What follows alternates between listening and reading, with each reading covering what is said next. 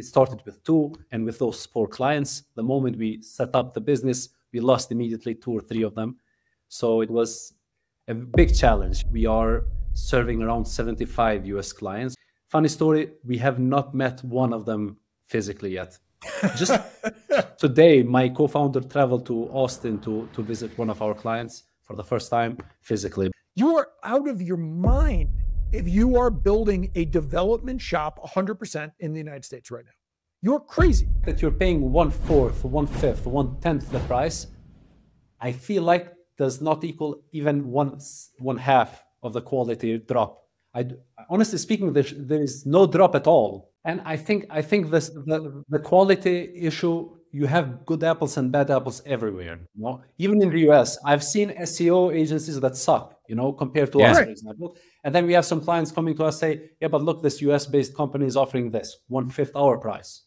I'm telling them, guys, if you go with them, good luck. Welcome to the Founders Journey podcast. Inspiration, education for founders by founders. Welcome back to the Founders Journey podcast. Your host, Greg Moran, with Peter Dean, our esteemed co-host here. Good to see you back, Peter. After our last one, we're back to remote again after we did a few of these back in New York together. But we're back to remote. When we say we're remote, we're like really remote today. Our guest today is Blendrit Elezaj. Blendrit is the CEO and the founder of a company that I've been actually stumbled across and have been using their services for a while, called Tactica. Blendrit is actually he's in Kosovo. Super interesting kind of startup story here, and glad to welcome him to the podcast. Thanks for joining us, Blendrit. Thanks a lot, Greg. Peter, very nice to be part of this podcast. Looking forward to having a conversation about Tactica, our journey, and what it takes to be a remote entrepreneur, When you say you're a remote entrepreneur, you're really remote from the market that you're selling into. You were educated, got your MBA at Syracuse University in the US. You moved back to Kosovo to start a business selling back into the US market. Why? Yeah. It seems like there are easier ways to do this. So yeah. So talk about there why. Are definitely easier ways. But I graduated from Syracuse University in 2017, and we usually have a couple of decisions we have to make at that time. One is move to the private sector, work for a couple of years, get some experience. And I actually had to do that. I actually came to the US through a scholarship named Kosovo American Education Fund. It's similar to Fulbright. So they paid for my education there. Part of it's not even a condition, but they're looking for people that actually have the entrepreneurial energy to come back and have some very specific ideas about how they want to give back to the community. So I had some clear ideas of building my own business even before living in the US. Kosovo is a relatively young country. It announced its independence in 2018, and its majority population is young people. The average age is anywhere from 24 to 33, 32. And many of us are people that lived abroad, did some expertise in many US, European, international companies, and then decided to move back. In my case, it was very easy because in the beginning, even while I lived in the US, I had some connections that I established over those 2 years that I did my master's degree here.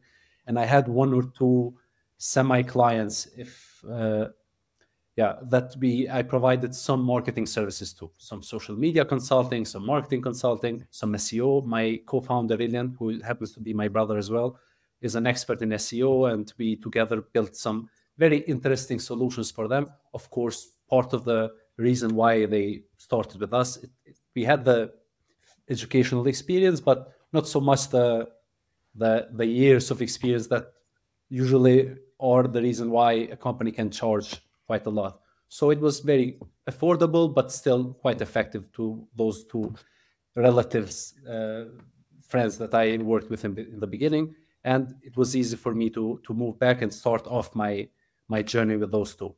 In Kosovo, of course, I started working on a full-time job. I worked for a consulting firm, a local consulting firm. But in the meantime, I also managed those 2 projects. In the meantime, we continue to do some outreach, some business development. Imagine now being from a country that most of US citizens have never heard about, trying to sell to usually small and mid-sized businesses that have a marketing need. They are either locally focused, trying to establish themselves. You remember in 2017, 18, it was still, digital marketing was still not so present in the SM, small and medium business. Like most companies were still just entering social media, just starting to redesign their website. So we had a lot of potential, but now are we the right ones to sell the services? And we had to go in a lot of meetings.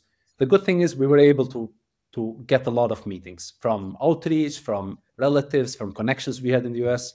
And once we were able to convert 3 to 4 clients, we thought, you know what, now it's official. We need to establish a brand and not sell through my name or my co-founder's name, but sell as a business. And that's when the real entrepreneurial journey started. Now, we're about 7 years later.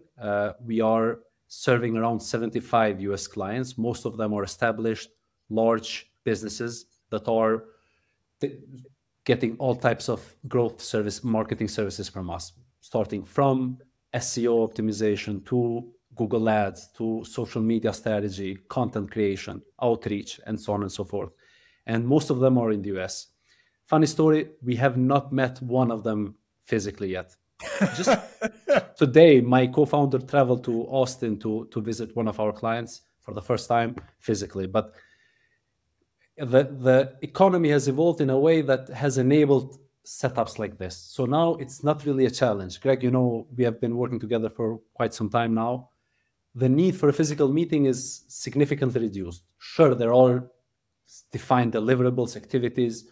Our references now are very US based, so that really helps with the selling part. But it's ultimately the output, the work, the value that we bring that enables us to have 2-3 year plus relationships with clients.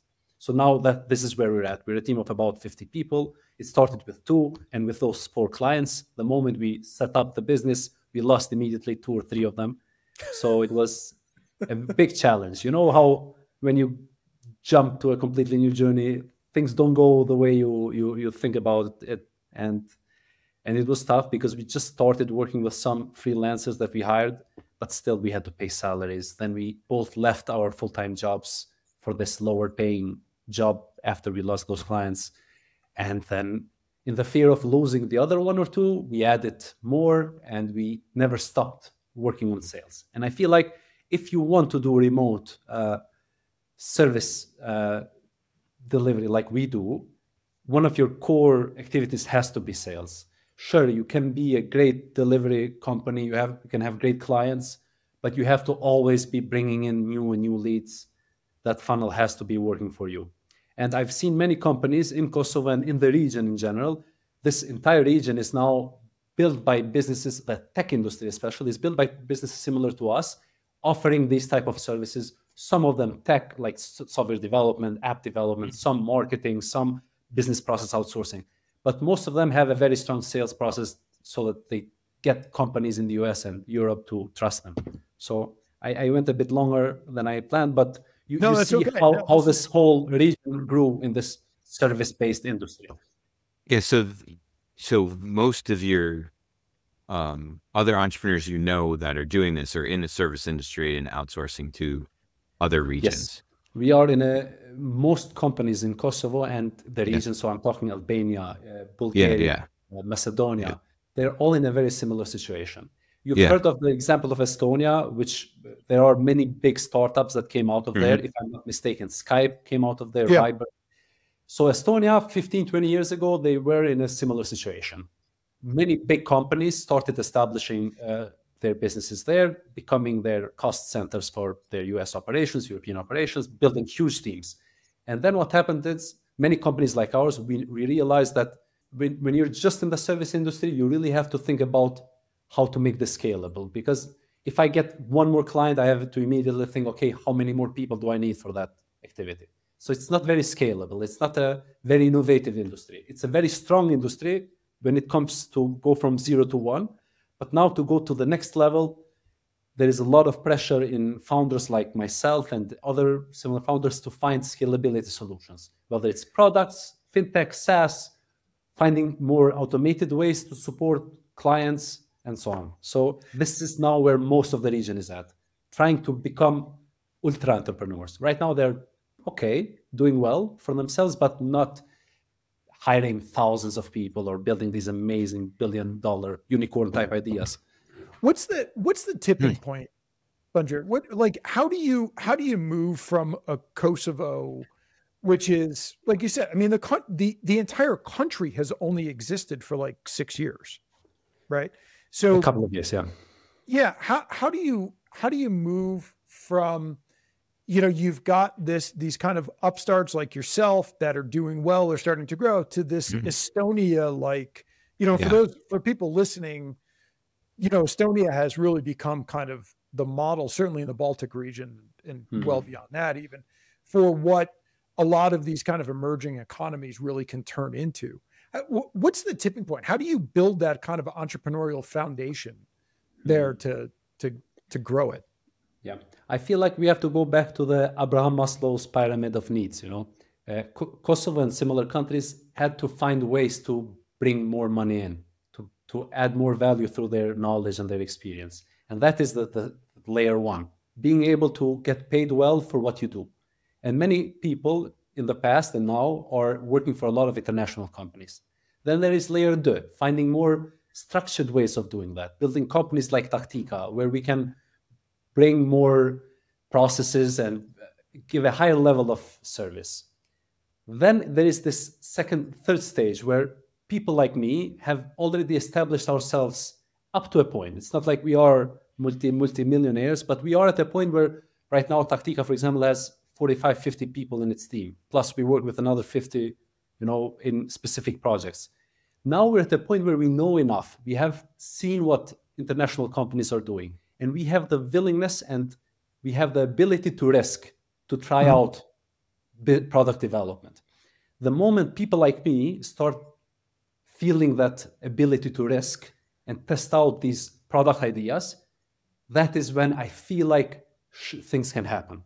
And now what exactly, and most companies that I know, at least, that are in the service industry, you're starting to hear many of them launching new products that have nothing even to do with their core service. It's like a spin-off product that is a bit more automated, maybe a subscription model type service or SaaS business.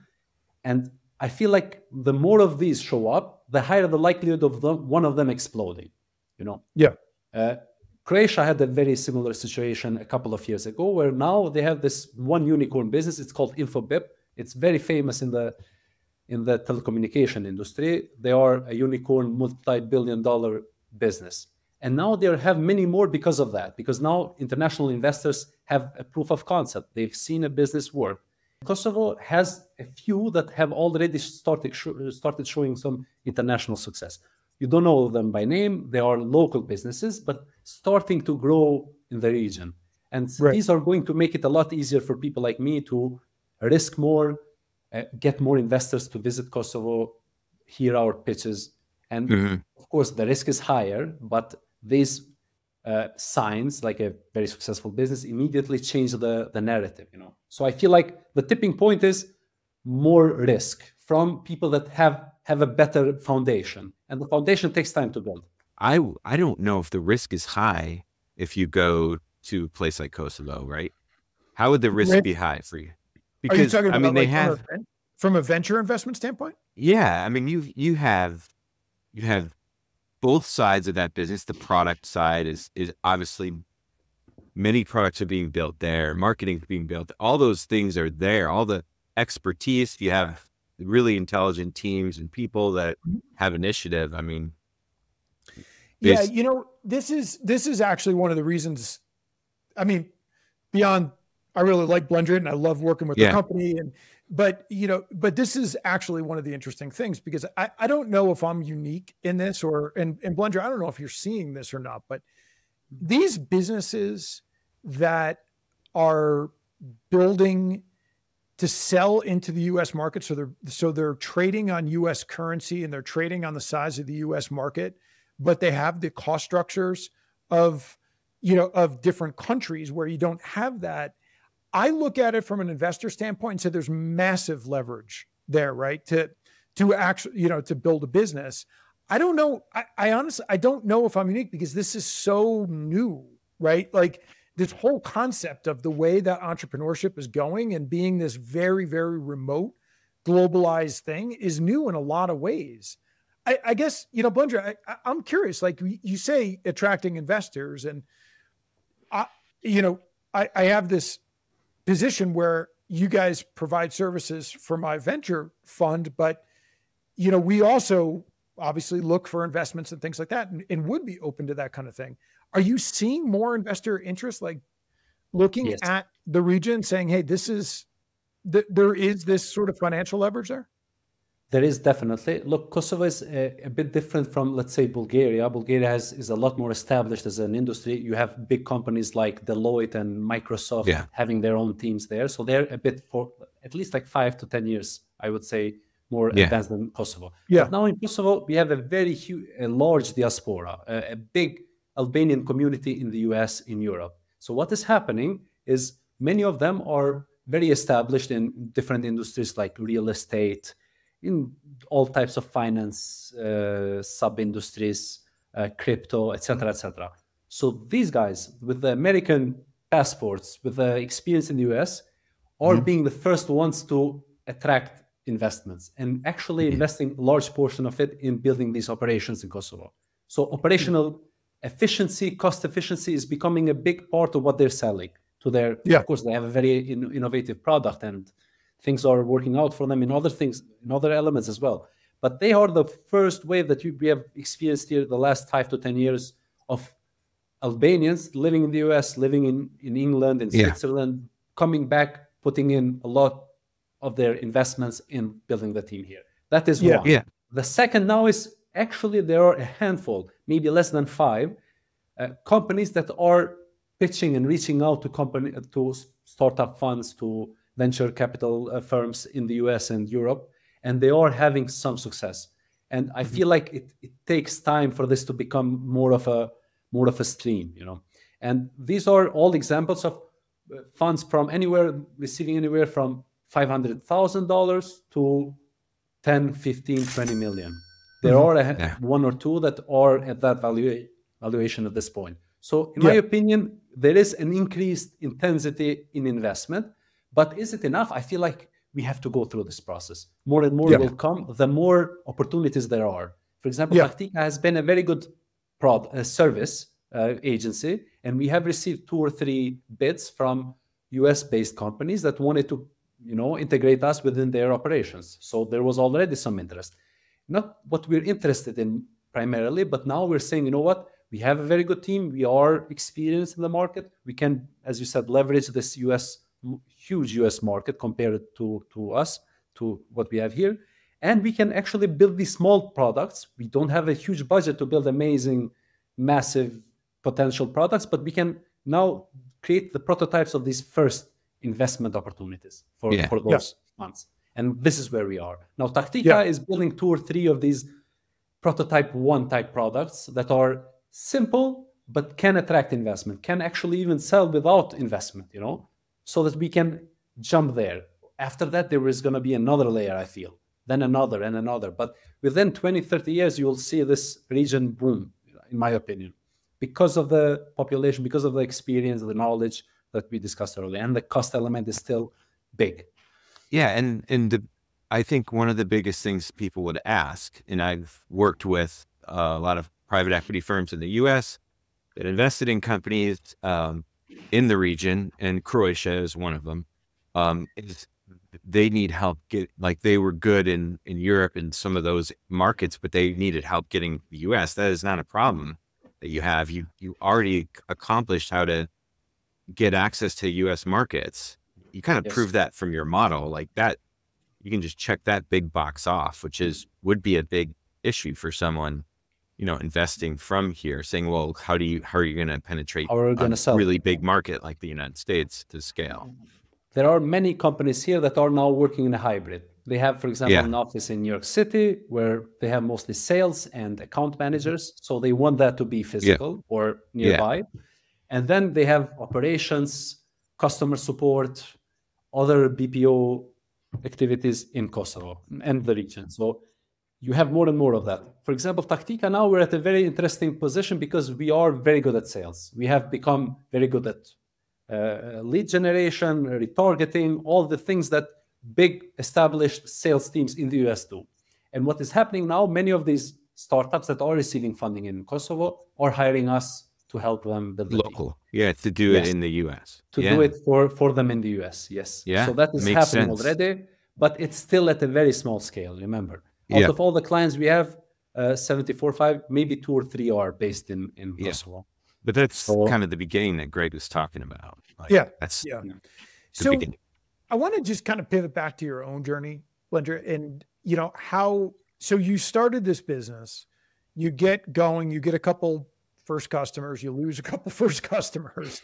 Think about those earlier days, right? Walk us through those days where you thought this is never going to work. Very tough. Yeah. you said earlier, what was your toughest day? And I feel like some of our toughest days were during these first couple of months. Sure, we knew how to provide a service. Let's say you have a social media client. You know that you have to create content, you have to build a strategy around it and have a certain cadence of how you produce it and how you communicate it to the public. But then what you realize working with the US market is that actually the service delivery is around 50% of the relationship. And for example, many companies here, in my opinion, and in the region in general, value the work more than that. They value it at 80, 90%. And I feel like you have to provide a very high quality service. But then the communication, the customer experience is something that, in my opinion, we're way behind as a market. And in the beginning, Tactica was struggling from inexperience in customer success. We had no standardized reporting methods. We didn't have a specific way of talking to our clients, a funnel, how we did onboarding, understanding when and where we need to react or do something different. And you know how many US, I'm sure you're like that as well. Oftentimes you come to a situation where the client feels like they are not in a position where they can tell you to change something. They're just not happy with the service. And that happens because you haven't communicated properly. So communication was a big issue for us. The second issue, of course, was in 2017 when we started, 18, the digital marketing market in Kosovo was very small. We didn't have a lot of potential employees, and we didn't have a lot of money to hire top-notch people. So we had to start hiring from, intern level people, people that have some good English skills, understand social media or SEO or business development, but have not had any experience before with the US market. So now you have an additional 6 months of work teaching them, building them out. So now imagine during this time, before they were prepared, they had to meet US clients and they didn't have the experience to talk to them, to show that authority and, be competent. So we may have lost some credibility because of the quality of maybe not the word, but how things were communicated. And so in the beginning, of course, quality was an issue. Team was an issue. And of course, sales, we were not getting as much as we needed. And there are, I feel like if you're in, because many people here make having this international sales, international business an extremely impossible thing to set up. In my opinion, it's identical to building a local business. You still have to do a lot of outreach, try to build your first client base, work on the product, work on the team. It's not like we experience anything that a local business wouldn't. I want to motivate other local freelancers that are thinking about this to actually try it out. Because if you have strong communication skills, you have already experience selling and providing these services to a US client, for example, and know how to get those first leads, then in my opinion, you are in a very good situation to start building up. Then do you build a team or decide to keep this a solopreneurship type setup? That is up to you. And many are actually deciding to stay within the solopreneurship path because that young generation, even though now the issue with experience is not there anymore, we have people that are very well established in the industry. and have that competence. The other problem now is, this job hopping issue, which is very present in Kosovo. You're seeing that. You're seeing that too. It is, yeah. Because now you have competition. We have local competition. Now we have competition from freelance platforms. We have competition from US companies hiring directly here, and all of the above. So even though we can provide maybe higher salaries than any local company, we can still not compete with a US company that mostly is hiring us because of the low costs. So we're in a tough situation of always building new teams. We even have now an academy in-house where we train people and try to make sure we have at least reserve team members in case one or two leave. So that issue is there. So even though most of your business is in the US, you feel like you're a local, really strong local company there? Does it really feel like your organization feels that way? Because we didn't really talk about that. Like, you obviously created a lot of employment where you live. Yes, I feel like by headcount, we're maybe the largest digital marketing company in Kosovo for sure, and maybe also in the region. And we do have an impact, but because of our international presence, locally, only the people in our industry know us. People in the digital marketing industry, in the tech world, they do know us. But the general public, not so much. I think we can do more to spread awareness and raise more interest in our focus.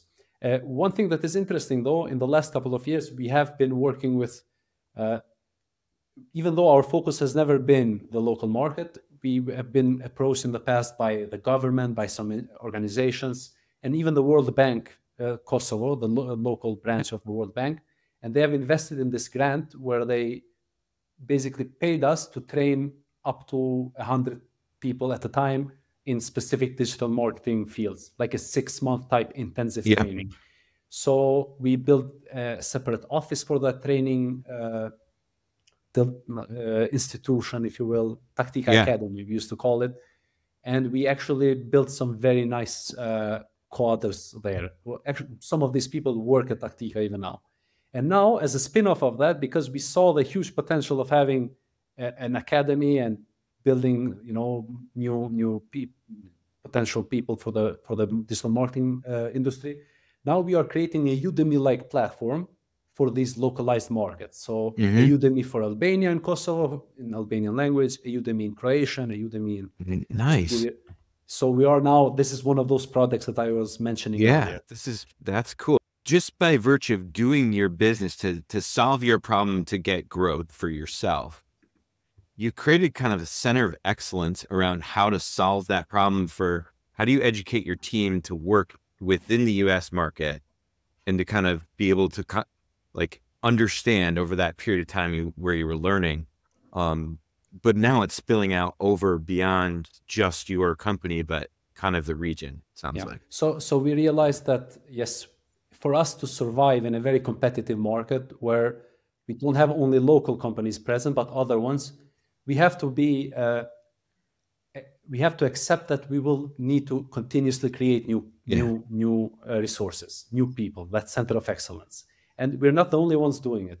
Most leaders in the industry, whether it's telecommunication, customer support services, whether it's accounting, whether it's all types of services that we're already outsourcing to the US, have some form of center of excellence within their organization. But it's very physical right now. It's not so scalable. And people actually pay quite a lot to, for example, a typical physical training in social media in Pristina costs anywhere from $300 to $400. And you know how much it costs to get a training online? $10, $15 in a Udemy type platform. So we said, you know what? There is a bigger issue here. And if we want to scale this up, we need to create something similar to Udemy, but people are still not 100% open to joining these English-speaking platforms. So let's create something for local instructors for any type of industry. So that's what's happening with this platform, which we are calling Gig Education. And I hope it's going to work. Education. You know? Is that what you're calling it? You're kind of building this model around, this gig center of excellence, right? Does this Does this give you guys a really, you think, unique advantage over just pure US based companies? I mean, from a competitive standpoint? I feel like here we're addressing a completely different audience, and it has not, I think this relationship with the US and the Western market, I would say, benefits from it, but it's not really what we're trying to address. Right. There's a huge physical training industry in Pristina and in most of this region. But if you if you look at the European map and start going from Poland south, so not the Western Europe, but central and down, none of the countries have actually a very robust online e-learning system. There are some players that have built their e-learning platforms for themselves, but there is no authority like in the US and the English-speaking market, like Coursera, like Udemy, like CXL. You know some for sure. There are plenty. So what we're trying to do is we're creating this localized e-learning platform and trying to go country by country. First, testing it out in Kosovo and Albania, because these are Albanian-speaking markets. And we already have about 100 instructors that are creating content for their online courses, basically. We're creating passive income for instructors. We are creating much lower cost online courses for people. And it's one of those risk-taking products that I was talking about in the beginning, you know?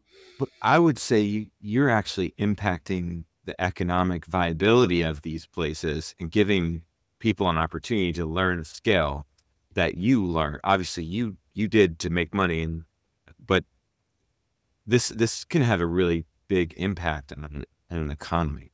For sure. Most of the courses are in areas and topics that are highly sought after from the outsourcing industry.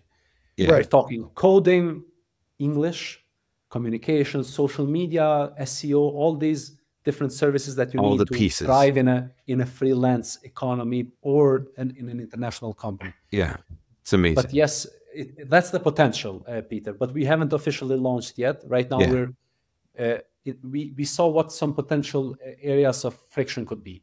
One was people are not very tech savvy when it comes to creating these video content pieces, like creating a very high quality course online.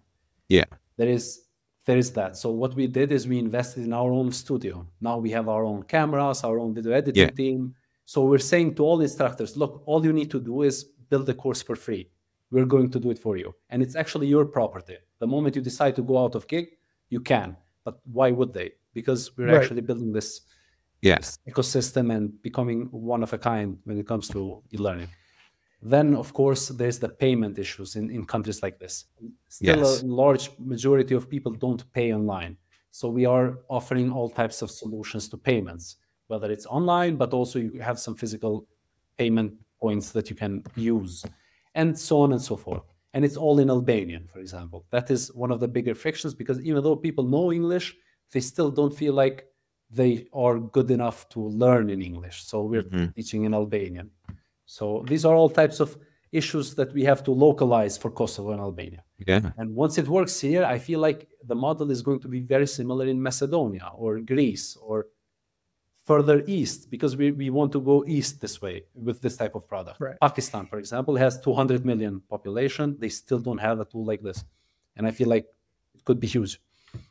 I mean, there's no doubt about it, right? And so much, I think, of this that's exciting to me about what you guys are doing. And, you know, so I run a venture fund, and all we do is invest in the future of work, right? And to me, this is just the very definition of the future of work, that, you know, when we talk about like the globalization of work, I mean, this is such a great example of it, of really the way this is going to go. And it's funny, I mean, even in the US, I've spoken to, you know, recent college graduates that are American citizens, grew up in the US, and have told your story and said, you know, look, if you want to start a startup, you know, you can do the Silicon Valley thing and things like that, or you can actually go to one of these countries that have this emerging, you know, ecosystem where the costs are lower. You can get more runway to go build something and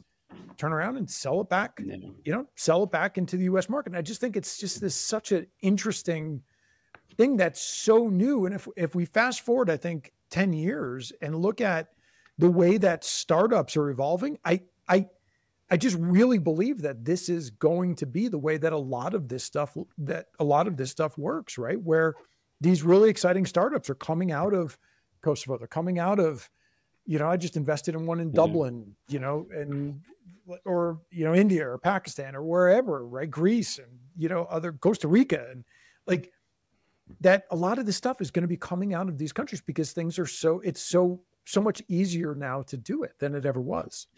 I definitely agree, and you would be surprised how many of the clients that we have, even though they are US based, they have a team maybe of 100 people, maybe 10 are living in the US.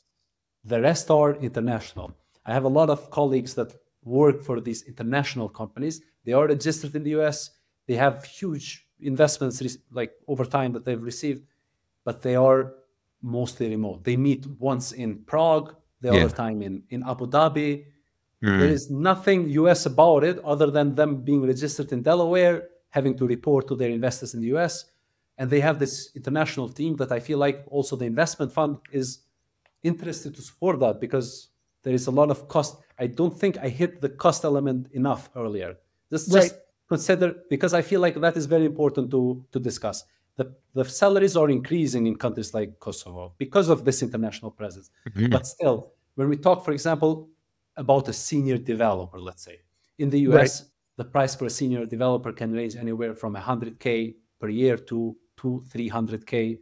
I've seen a lot getting those type of AI developers 100K right now, would be too low. 100K, yeah. AI developers are 500K right now. So when we say 100K, that is what, $8,000, 7,000 euros. Yep. You would get the best of the best in Kosovo for that type of money. The best of the best. Yeah. And I mean, most of them, and that is the best of the best. The average is $2,500, $3,500. Yeah. Yeah. Maybe up to $5,000, because I don't know if for sure, but I'm just saying the difference is huge. Same in the SEO industry, social media, etc. Here's the thing, Blendrit, and Peter and I, you're a lot younger than Peter and I. Peter and I are old enough to know, like, there is still a generation or a thinking in the US that, yeah, it's cheaper, but somehow the quality is nowhere near. And it's complete bullshit, right? Today. It's not you true, look at you look at the quality. Again, I can speak to you guys, and I'm not, we're not doing this to run a commercial for Tactica, but I'm happy to run a commercial for Tactica for a second. Like, the quality of the work that you guys are producing for our social media stuff is as good as you'll get anywhere in the world. I mean, there's no question about it, right?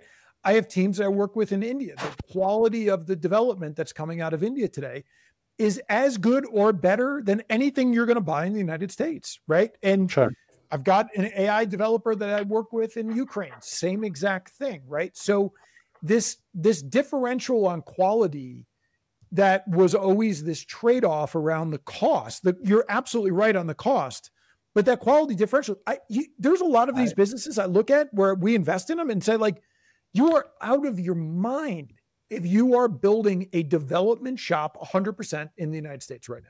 You're crazy. It's crazy. I think it's your last business decision. Wasn't, Greg?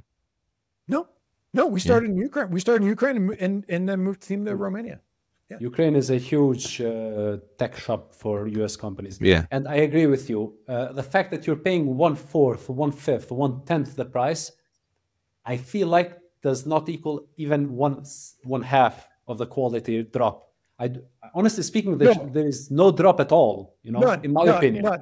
Maybe I'm the biased, only but thing that I've ever noticed is just a cultural communication thing, and that's becoming less and less because we're really becoming a global community of business. And if you're a company in the US, after you've kind of captured that market, you have to go global. That's your next step, right? Versus everyone trying to come to the US after they did Europe or something first. And so, or Asia, and you have to bridge that cultural gap as an individual, but also as a company. And when that's done, it's not a quality issue. It's a communication problem usually is what creates this and I think misunderstanding. The quality issue you have good apples and bad apples everywhere. Yeah, you know? absolutely. Even in the US, 100%. I've seen SEO agencies that suck, you know, compared to us, for example. And then we have some clients coming to us say, yeah, but look, this US-based company is offering this 1/5 our price. I'm telling them, guys, if you go with them, good luck. Honestly speaking, you're like, sure, you're getting a very low cost service, but what you're getting is ridiculously basic, you know, from a, let's say, social media point of view. One thing that is actually interesting, you mentioned earlier about the stereotype of the investor. And I think there is a stereotype, especially the ones in Kosovo. What we see here is established Americans or funds in the US that have trust issues. They would never invest in Kosovo, but they have a connection. And this is something that is very interesting. They don't invest in Kosovo. They invest in this person or this group of people that they trust. I know a lot of people that would invest in Tactica, but if you were to tell them, let's go to Kosovo, or because there's Blendrit there, I'm sure I should do it myself there. That doesn't happen. I have many close friends that have built teams of 50, 100 plus people for accounting firms in the US, tech shops in the US, all types of products, because they knew them, you know, and this personal relationship is still a big thing for US investors. Absolutely. I feel like they need to know that person before they jump in. Yeah. You know? Yeah. And look, and there's a lot of very valid reasons for that, right? I mean, when you invest behind the founder, but I'll tell you something, I'll tell you the other part of that though, right? There's part of it that certainly makes sense, but you can get to know the founder, right? Yeah. Doesn't matter really.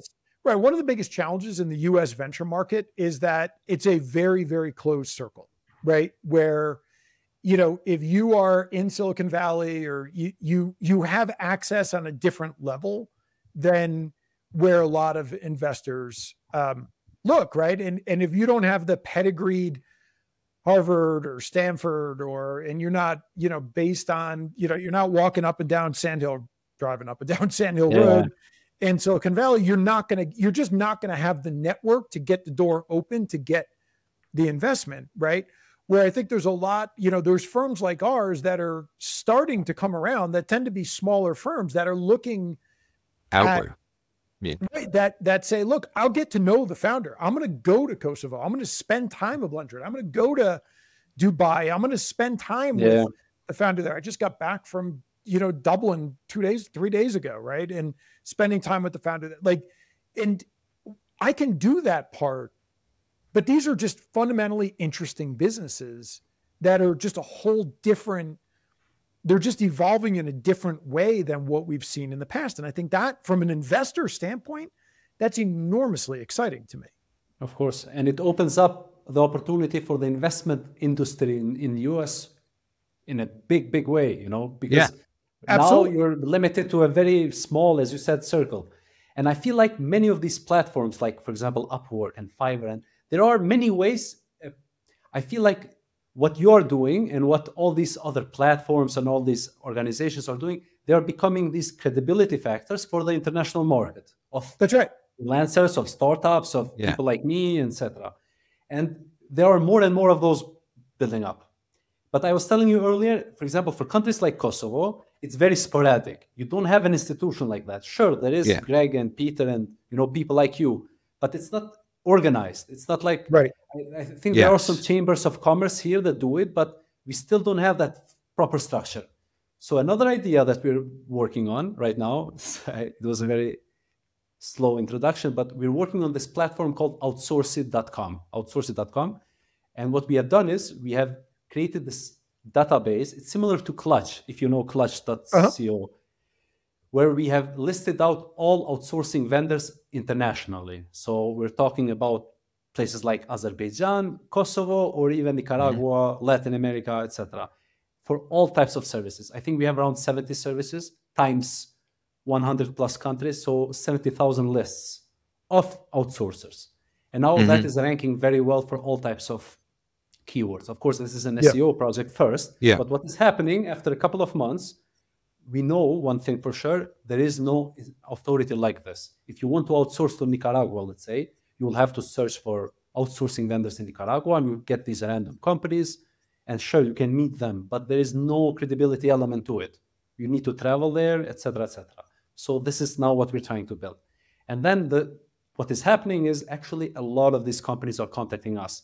You would be surprised. Established US big name companies reaching out to us for all types of queries. We need help finding a sales team or building a sales team in Belgium of this in this. And we're just 4 or 5 months live with the project. And we know, I mean, the more features we add to it, where companies can publish, like, we're looking for a partner here or doing this or investing in that. It's not connecting startups with investors. It's more like connecting service providers with service. Someone that needs it. Yeah. That needs it, exactly. But at an international level, that makes it a bit more structured. Similar to Upwork, but for big contracts, for these type of long-term relationships. Yeah, I need to hire 20 BDRs or something like that. Right? Yeah. So just now, imagine we had to, because we created this as an SEO project, a big firm based in UAE contacted us. They are a headhunting company for the UAE market. And that market is booming for many other reasons, but they are a huge startup community. And now they need a lot of developers, which they don't apparently have. And they're looking at the Southeast Europe market, so Kosovo, Albania, this region. Yeah. And just now we signed a memorandum of understanding with them, where we're going to be their exclusive headhunting partner for this market. Imagine, I mean, what you're saying, we're noticing it from very specific quotes that we're getting, contacts that we're getting from these structures that we have built. But in my opinion, the more structure you put on these markets, the higher the likelihood for them to explode. And I feel like you're doing that, Outsourcing is doing that, and so on and so forth. Yeah. Well, this is super fascinating, Blendrit, and we've got to wrap it up, but I really appreciate you being here.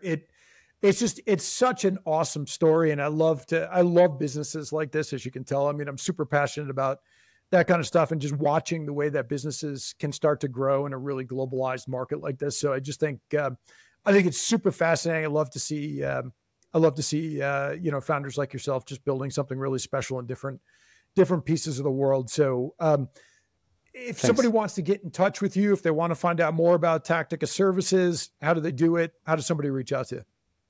So if you're an entrepreneur that needs help to grow, in my opinion, one of the things that you're doing, and I'm more than willing to do, is to help them take that first step to those first couple of clients. And I feel like you don't need to pay someone to do that. A meeting with Greg, with Blendrit, is more than enough to give you some ideas. And you can reach out to me on LinkedIn. You know now my name. That is the easiest way to contact me. Visit SEOtactica.com to visit the website to learn more about us. Gig.education once it's live in a couple of weeks, or outsourcing.com for outsourcing services. But just reach out to me personally. I'll try to help the best way possible. But I feel like this was a very good conversation just to show that you're in a global market. You're not as limited as you think you are. And being from Kosovo and having this type of exposure tells you that you can do it. So, absolutely. Thanks for the opportunity again and for the questions. Our pleasure, and loved having you on, and can't wait to talk more about it. So that's it for the Founders Journey podcast for this week. We will see you again on our next edition here every Monday. If you like it, take a minute, leave a comment, ask a question, subscribe, like it, share it, do all the good things that help us spread the word about the podcast. We'll see you next time on the Founders Journey podcast.